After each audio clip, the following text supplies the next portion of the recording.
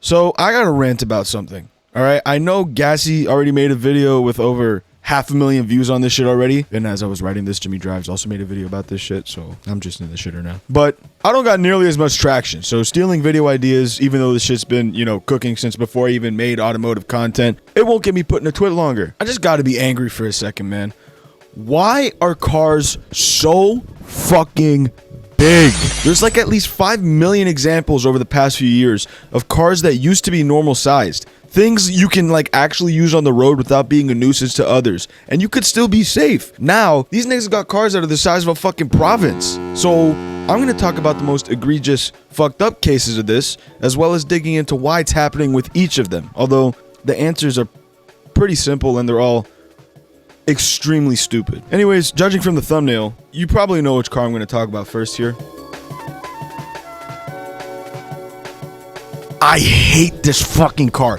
I hate it. I hate it. I hate it.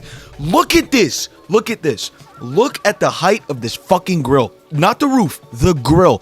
I am 6'4". The percentage of people this height is around 1% in Canada and the US. I should not be getting dwarfed by the front hood of any regular passenger vehicle, especially a fugazi-ass SUV. What happens if a regular sized person, aka, 99% of everyone else, gets in front of this thing? You have to be kidding me. It's one of the most reckless examples of car design I've ever seen, man. Like, you're better off getting cut in half by a Viper ACR going like 330 kilometers an hour than getting hit by this thing going 30 kilometers an hour, my nigga. Like, oh my God. I'm gonna calm down. I'm calming down. Calming down. I'm calm. Oh my fuck. You have to be fucking kidding me. Bus drivers see better than this, and we got whole presentations on how they can't see. The new Cadillac Escalade was introduced in 2021 as Cadillac began really switching up their brand image to be more on par with European luxury brands like Mercedes and BMW. Almost immediately, a pretty noticeable change to the car's design compared to even past Escalades, which were not small by any means, my nigga. Like, they were known for I'm gonna calm down. I'm getting angry again. Even compared to past Escalades, the sheer size of the new one was immediately noticeable. Just from a qualitative view, this thing was huge. And then you compared it to the previous generation. Yeah. So safe to say then that this wasn't some sort of overlooked design element or nothing like that. This car, already known for its massive size, was made even larger on purpose to the point where cars shorter than 6 feet in height are invisible like less than 20 feet in front of you. And then you take into account the customer base of the new Escalade. Suburban moms and dads who definitely barely passed their driver's tests. They can't parallel park. The two occupied with their kids, fucking Braxton and Kaylee, spelt like that, fighting in the back seat, so they're tired and they're not paying attention to the road in a car that will obliterate anything in its path, save a pickup or a semi. I wholly believe the new Escalade is the epitome of the modern car manufacturing world in all of the worst ways. The biggest factor being, of course, its size. Like, it's been proven already that a bigger car does not mean more safe. You retard. The SUV as a class of vehicle exists because people kept buying into this myth that since it was bigger than a normal car, it was safer. When in reality, you were equally well off in a goddamn Civic. That's still true today, except manufacturers like Cadillac now make behemoths like the Escalade, which is so heavy that it actually does lead to smaller cars being less safe, while also not making the drivers of the Escalade any safer. The ratings are on the screen now. I have more examples I'm going to talk about in this video, 2 more, but I really do think the Escalade is genuinely one of the worst vehicles ever made. It started this trend of making vehicles so incredibly big that they're not only unsafe for everyone else driving a normal fucking car on the road, and encourages them to go buy some unreasonably large piece of shit like an Escalade for 6-digit figures, by the way, but it also doesn't make the occupants of the big ass cars safe either. As I just showed earlier, this Civic has a better crash test rating than this fuck ass brick of shit and despair, my nigga. Like, I hate the Escalade. And I more so hate the cycle it creates and incorrect, like, what is it, thoughts? Biases it reinforces. Make people driving normal cars scared of being turned to paste by fucking Mark over there who needs to get his kids to soccer practice. So they go and buy a big ass SUV that clogs the roads that they also can't see out of, just like Mark couldn't. And now they feel safe when in reality, they're better off in an Elantra or in a Camry or a fucking, like, it's hateful. It's hateful. It's truly fucking hateful. I hate the Escalade and I hate Cadillac for it. You did such a good job with the CT4 and the CT5, and then you release the Escalade, and then you release, what is it, the Lyriq? How is that car so ugly, so heavy, and so unreliable all at the same goddamn time? This whole video is a rant, but I'm especially ranting now, so I'm sorry. I'm sorry. This is a bit of a stretch on my whole talk about a car thing, but it applies pretty evenly to like this entire category. If you aren't a contractor / business owner, a farmer, or like a lumberjack, and you drive a quad cab full size pickup, YouTube, this isn't a joke, I mean this. I want you to get set ablaze in pitch and never be able to walk, talk, speak, or fucking take a leak ever a fucking again. I hate you as a person, you LARPing suburban pavement princess retard. Eat shit and die. To explain my hatred for these people before showing you any illustrations, let me make this clear. A pickup truck is for picking stuff up and driving it to where it needs to go. This includes things that cannot fit in a regular vehicle and or can damage the interior.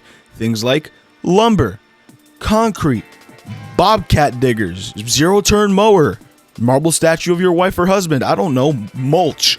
What this doesn't include is your groceries, your kid's REO Speedwagon, a tire iron. All of that can fit in the trunk of a wagon, not an SUV. Stop buying SUVs. Fuck SUVs. It can fit in a wagon and an SUV, now that I think about it, with ease, without causing cosmetic damage. Do I make myself clear, you hoe-ass niggas? I hate modern cars. I hate the modern car world. I hate it. The majority of pickup owners do not use their full-size F-150s and 1500s and Silverados as intended. Rather, you just see them as, let's be frank, the more masculine version of what the Escalade is. A big ass vehicle that makes them feel safe and like big fucking macho tough guy, when in fact I'd rather be in a 55-gallon oil drum in a head-on collision than a goddamn Silverado. Now, to provide some physical reasoning as to why all full-size quad cab pickups are being bashed here, unless of course you're a contractor, in which case carry your bobcat digger with you. I don't know. Just look at this. Just look at this. All right. Look what's on screen right now.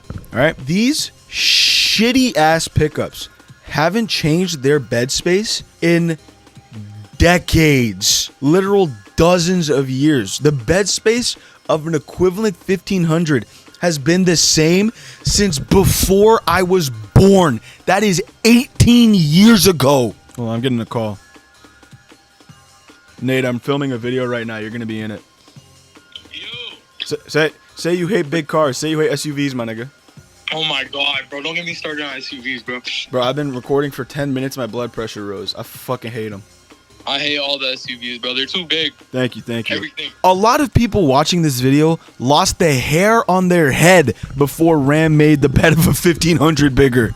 Unless you count like the big country bullshit, which isn't a 1500. It's a 2500 for people who have hemorrhoids, so they can't sit on a normal ass seat and they can't piss at a urinal without moaning. Whatever. Whether a Ford or a Chevy or a Ram or a GMC or even Toyota and Nissan aren't free from blame here. The trucks have gotten bigger, and therefore the same issues that arose at the Escalade are present here. But their capacity in the beds hasn't changed a bit. You can't see my face right now, by the way. I am like red with anger making this.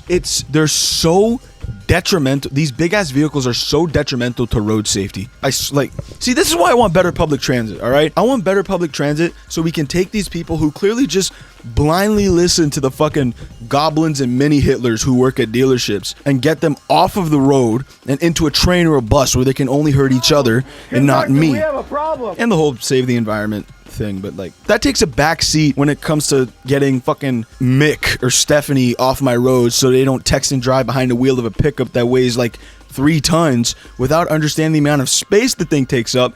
Next thing you know, I'm a stain on the road and I'm a fucking page in the newspaper. God damn.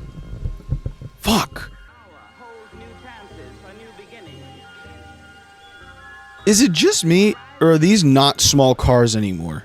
As I mentioned earlier through a tiny bit of, angry outburst, I'm a big dude.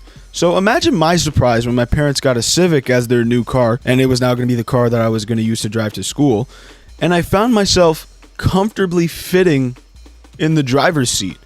Like, I was genuinely in amazement when I realized that I actually did fit in a Honda Civic. I can very distinctly remember getting to sit in a Civic from 2014. Yeah, I think it was the 9th generation Civic in grade 10 when I was shorter, and I very, very much so did not fit in even the passenger seat. You ever see those old like Vietnamese like tunnel system diagrams that they were camping in the war? That's what it felt like, So I did some digging, as well as spoke to my parents about it, and we realized that this didn't only apply to the Civic, but to 2 of its biggest historical competitors, the Elantra and the Sentra. Basically, what used to be the most basic small commuter cars that weren't city cars were now the size of the 1 level higher Accords and Sonatas and Altimas, which, rest in peace, by the way, the Altima. I genuinely don't know if it was an intentional choice made by all 3 companies separate from one another, but this phenomenon is fucking real. Look, man, there should always be a place for small cars on the roads.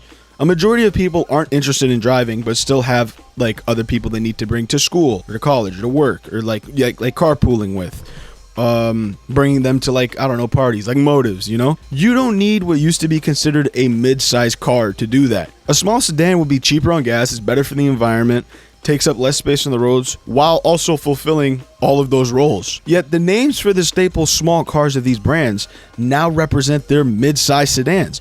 And I bet the reason why, I couldn't find concrete evidence of this because there's no way any executive would ever say this out loud, but I bet the reason why is because the popularity of SUVs, which kept on getting bigger and bigger for some reason. Maybe it was specifically made to piss me off. I don't know. Those SUVs began making small car buyers feel unsafe on the roads because of this fugazi-ass myth of bigger car, better safety. So manufacturers compensated by making their small cars not small. I think it started in 2015, 2016 with the 10th gen Civic being noticeably bigger than its older brother, and from there it just took off to the other main small car manufacturers.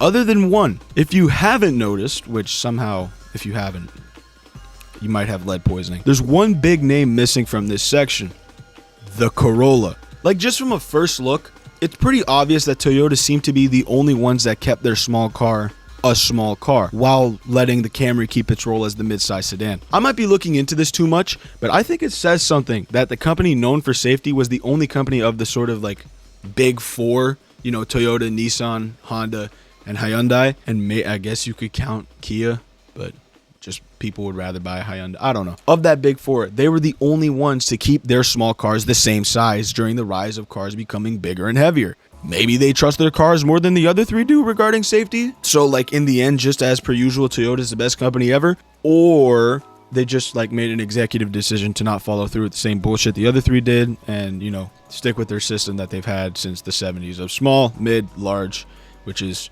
Corolla, Camry, I guess the Avalon, now the Crown. Would it be the Crown now? I don't know. That three sedan lineup, each taking their own spot up in the market. It's probably a mix of both of those. A mix of trusting their safety and, well, why would we crush the sales of the Camry when we can still make equivalent money? Yeah, no, that's the video. Yeah, that's all I had to say, really. I just wanted to rant about this shit. It pisses me off so much seeing how much bigger cars have gotten over the years, mainly because it makes driving more dangerous. People feel cocooned in their 70-foot tall RAV4 now when they're still at the same risk of getting injured because the person they didn't see while texting and driving is also in a 70-foot CRV. So it's like the net sum of a larger vehicle footprint, more weight, higher costs, less visibility for every other person who's not driving a 70-foot CRV or RAV4 or fucking, what is it? What is it for Hyundai? The Santa Fe. The Santa Fe is massive now, by the way. It's like the size of the old Palisade. The net sum of that is nothing because you're still going 50 miles an hour and you're smacking into another car. You're gonna get hurt and you're probably gonna die. Maybe you could just start putting roll cages in cars. I don't know. Yeah, fuck SUVs, fuck big ass pickups. Start incentivizing people to buy like Rangers or something, like at least a double cab. You don't need a quad cab, man. Especially fuck dealers, by the way, as well. Dealers trick people into thinking that bigger means safer, which causes people to pay less attention on the road because they feel safe when on the road, when you should not feel safe on the road. More people die in car accidents than people used to die from like fucking malaria or something like that. Actually, no, that's probably the wrong disease. The flu? Basically, cars are fucking dangerous. You should always be aware. And people in these huge ass cars are not aware. Next thing you know, they're easily distracted or they get easily road raged. And now I'm smushed under a 6,000 pound Volkswagen Atlas. Also, prioritize better public transit so, you know, the people who hate driving don't have to drive and, you know, make the roads unsafe since they don't care about the fact that they're in a multi-thousand pound battering ram. You see what I'm saying? All right. Anyways, I hope you enjoyed me getting angry for like 15 minutes. My recording software says 22. I'll probably cut it down to like 17. I don't know. And I hope you have a good day, night, morning, afternoon, whatever. Just have a good one, man. Have a good one.